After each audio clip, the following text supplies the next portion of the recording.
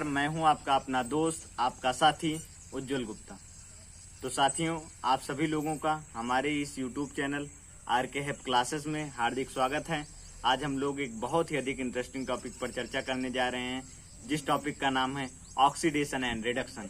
ये class 9th, 10th, 11th, 12th सभी level के बच्चों के लिए बहुत ही ज़्यादा इंटरेस्टिंग है और बहुत ही ज़्यादा इम्पॉर्टेंट भी है। तो आप लोग हमारे वीडियो के साथ अंत तक जुड़े रहिएगा और हमारे वीडियो को लाइक करना ना। तो पहले मैं आपको बताना चाहूँगा ऑक्सीडेशन क्या होता है।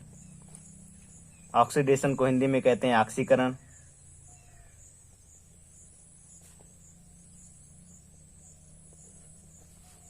ऑक्सीकरण किसे कहते हैं? जब किसी पदार्थ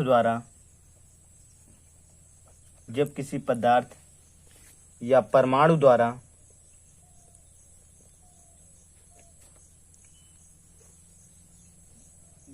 ऑक्सीजन का संयोग होता है।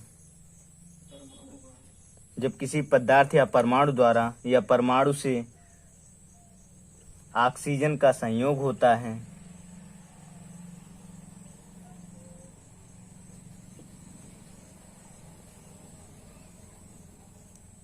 तब वह अपक्रिया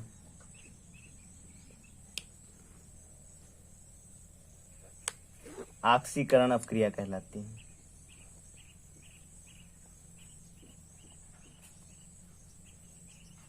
या ऑक्सीडेशन रिएक्शन कहते हैं उसे।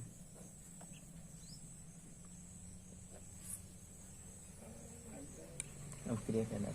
ध्यान से देखिएगा, जब किसी अभिक्रिया में या जब किसी पदार्थ या परमाणु से ऑक्सीजन का संयोग होता है, तब वह अभिक्रिया या वह पदार्थ ऑक्सीकरण कहलाता है या उस पदार्थ का ऑक्सीडेशन हो रहा है। देखिए, जब कोई भी परमाणु, जैसे कार्बन ले लेते हैं, कार्बन का अगर ऑक्सीजन के साथ सीधा संयोग करा दें तो बनेगा हमारा कार्बन डाइऑक्साइड। तो हम कहेंगे कि कार्बन का ऑक्सीकरण हो रहा है किसमें? कार्बन डाइऑक्साइड में। इसके बाद देखते हैं आगे हम दूसरा जो है हमारा कॉन्सेप्ट, वो है अपचयन। जब किसी पदार्थ का हाइड्रोजन से संयोग होता है या हाइड्रोजन उसमें जुड़ता है, तब वह अपचयन कहलाता है एवं हाइड्रोजन के संयोग की इस अभिक्रिया को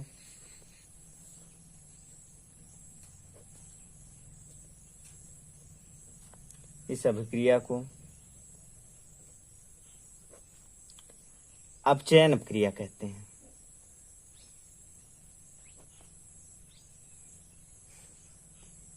अभिक्रिया कहते हैं। तो फ्रेंड्स, आप लोग थोड़ा बोर मत हुआ कीजिए, क्योंकि वास्तव में आप लोग अगर ऐसे हमारे साथ बोलते हुए चलेंगे तो और अच्छे तरीके से आपको ये समझ में आएगा। अपचयन अभिक्रियाएं, तो इस प्रकार की अभिक्रिया को अपचयन अभिक्रिया कहते हैं। अब भी हमारे साथ बोलते हुए चला कीजिए। जैसे मान लीजिए, अपचयन अभिक्रिया जब किसी पदार्थ का हाइड्रोजन से संयोग होता है, तब वह क्या कहलाता है? अपचयन कहलाता है। जैसे मान लीजिए हम लेते हैं manganese oxide, MnO2, manganese oxide को जब हम अपकृत करते हैं हाइड्रोजन क्लोराइड से, हाइड्रोजन क्लोराइड के 2 मॉलिक्यूल्स ले लेते। पहले यहाँ पर देखिए, हाइड्रोजन क्लोराइड के कितने मॉलिक्यूल लेंगे, आप मतलब कितने नंबर में से लेंगे हाइड्रोजन क्लोराइड को, वो आगे चल के हम आपको दिखा रहे हैं कैसे। मान लीजिए Mn किस फॉर्म में आएगा? Cl2 के फॉर्म में आएगा। तो यहाँ पर 2 Cl है, यानी 2 Cl अगर हम लिखें यहाँ पर तो MnCl2 हो जाएगा। अब देखिए, हमको रिएक्शन को भी बैलेंस करना है। यहाँ पर 2 हाइड्रोजन है, यहाँ पर 2 ऑक्सीजन है, तो बैलेंस कैसे होगा? जब यहाँ पर 4 हाइड्रोजन होगा, यहाँ पर 2 ऑक्सीजन होगा, तब ये हो जाएगा +2H2O। अब बचा क्या? 2Cl। देखिए यहाँ पर Cl2 आ गया, 2 Cl बचे, तो Cl किस रूप में निकलेगा? Cl2 के रूप में। ठीक है। अब आगे देखिए, यहाँ पर हो गया जब किसी पदार्थ का हाइड्रोजन से संयोग होता है, तब वह अपचयन कहलाता है। अब दूसरा जो आपको समझना है, जब किसी पदार्थ से, ध्यान से देखिएगा, जब किसी पदार्थ से हाइड्रोजन का निष्कासन होता है। ये जब किसी पदार्थ से हाइड्रोजन का निष्कासन मतलब जब निकलता है, ज्यादा से आसान शब्दों में मैं आपको समझाने का प्रयास करूंगा। हाइड्रोजन का निष्कासन होता है, तब वो है ऑक्सीकरण कहलाता है, तब वह ऑक्सीडेशन कहलाता है।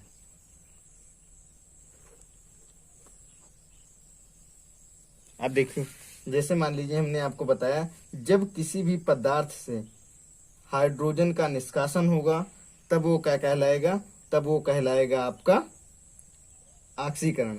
और इसी प्रकार से जब किसी भी पदार्थ से ऑक्सीजन का निष्कासन होगा तब वो क्या कहलाएगा, तब वो कहलाएगा अपचयन।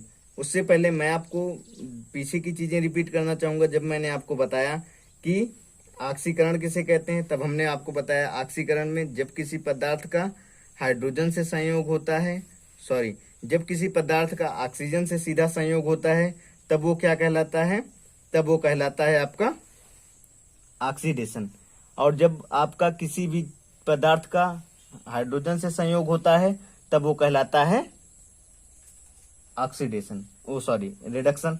अब देखिए दूसरी चीज, जब किसी भी पदार्थ से हाइड्रोजन का निष्कासन तब होता है तब वो ऑक्सीकरण कहलाता है। कोई भी पदार्थ मान लीजिए हम ले लेते हैं, रिएक्शन के थ्रू आपको बताएंगे, ये ध्यान से देखिएगा। मान लीजिए हम ले लें मैग्नीज ऑक्साइड,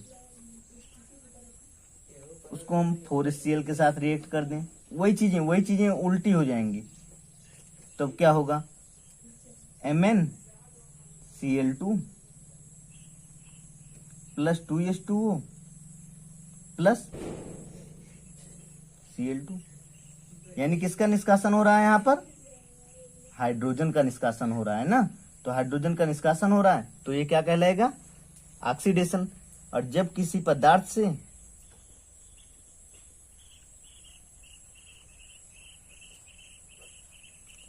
ऑक्सीजन का निष्कासन होता है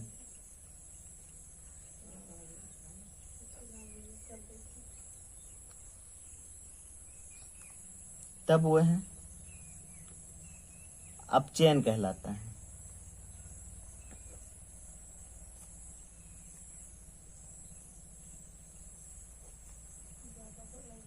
अब देखिए यहाँ पर हम ले लेते हैं कॉपर ऑक्साइड CuO। अब आगे मैं आपको बताऊंगा कि इसको वास्तव में क्या कहते हैं। कॉपर ऑक्साइड की दो नाम होते हैं, एक होता है उसको दो फॉर्म में पाया जाता है, एक होता है क्यूप्रस ऑक्साइड, दूसरा होता है क्यूप्रिक ऑक्साइड। ये चीजें मैं आपको आगे क्लियर करने का प्रयास करूंगा। अब वहां से जब ऑक्सीजन का निष्कासन होगा, ऑक्सीजन का निष्कासन यानी गौर से देखिएगा, वहां पर किसका निष्कासन हो रहा था, हाइड्रोजन का निष्कासन। यहां पर किसका निष्कासन होगा, ऑक्सीजन का निष्कासन।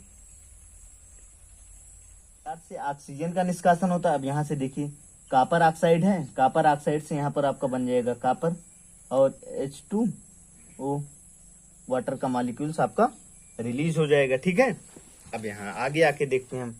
अब देखिए, अब अगले पेज में देखते हैं हम लोग ऑक्सीकरण अपचयन का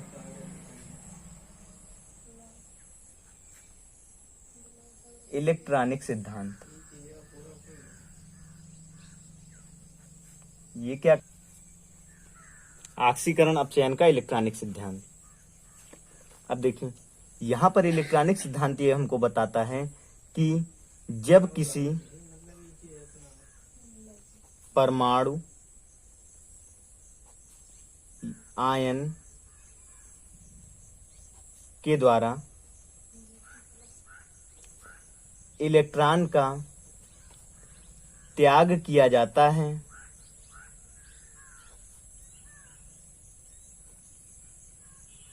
तब यह ऑक्सीकरण कहलाता है, यानी ऑक्सीडेशन कहलाता है। अब देखिए कोई परमाणु आप लीजिए, सोडियम को ले लीजिए, सोडियम एटम ले लीजिए, सोडियम परमाणु। अब देखिए सोडियम परमाणु के द्वारा जब इलेक्ट्रॉन त्याग किया जाएगा तो क्या बन जाएगा, सोडियम आयन बन जाएगा प्लस इलेक्ट्रॉन। ठीक है, अब देखिए यानी अब ये इलेक्ट्रॉन त्याग रहा है, कौन इलेक्ट्रॉन त्याग रहा है? सोडियम का। तो यानी सोडियम का ऑक्सीकरण किसमें हो रहा है? सोडियम आयन में हो रहा है, ठीक है ना। और दूसरी चीज, एक मैं आपको और भी एक इंटरेस्टिंग टॉपिक बता, एक इंटरेस्टिंग सी चीज जो अब मैं आपको बताऊंगा वो आगे देखिएगा आप। देखिए, अब देखिए, जब किसी परमाणु या आयन के द्वारा इलेक्ट्रॉन का त्याग किया जाता है तब वो ऑक्सीकरण कहलाता है। अब वही देखिए, आप लोग हंसते हुए हमारे साथ पढ़िए क्योंकि मैं आपको चीजें क्लियर करता जा रहा हूं। अब यहाँ पर आप लोग देखिए कि इलेक्ट्रॉन का क्या हो गया? त्याग हो गया। अब अगले में रिडक्शन में क्या होगा? जब किसी परमाणु या आयन द्वारा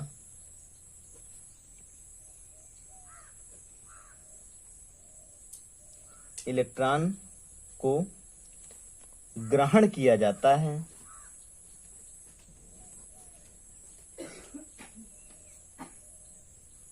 ध्यान से देखना, जब किसी परमाणु या आयन द्वारा इलेक्ट्रॉन को ग्रहण किया जाता है तब वह क्या कहलाता है? अपचयन कहलाता है।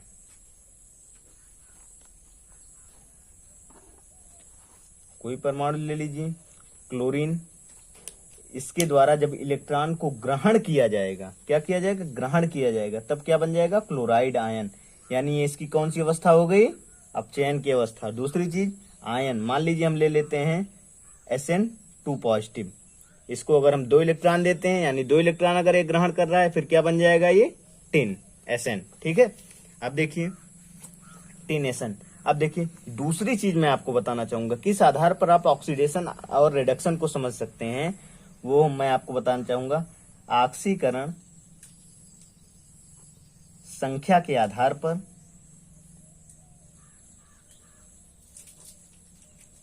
ऑक्सीडेशन और रिडक्शन, ऑक्सीकरण संख्या के आधार पर ऑक्सीकरण और रिडक्शन को पहचानना।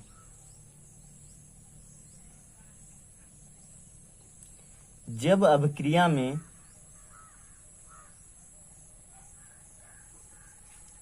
किसी परमाणु की ऑक्सीकरण संख्या में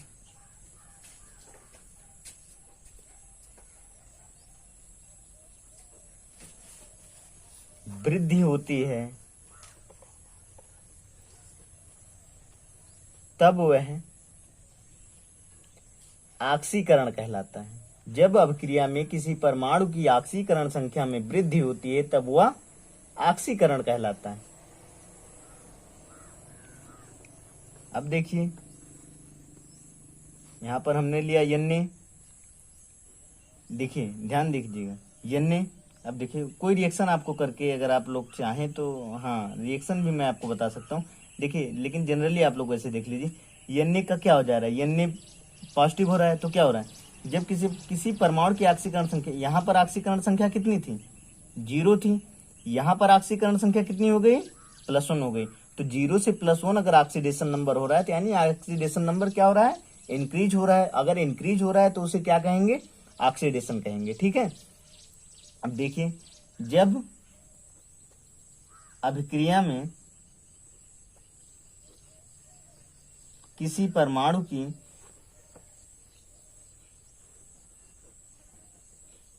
ऑक्सीकरण संख्या में कमी आती है तब वह अपचयन कहलाता है।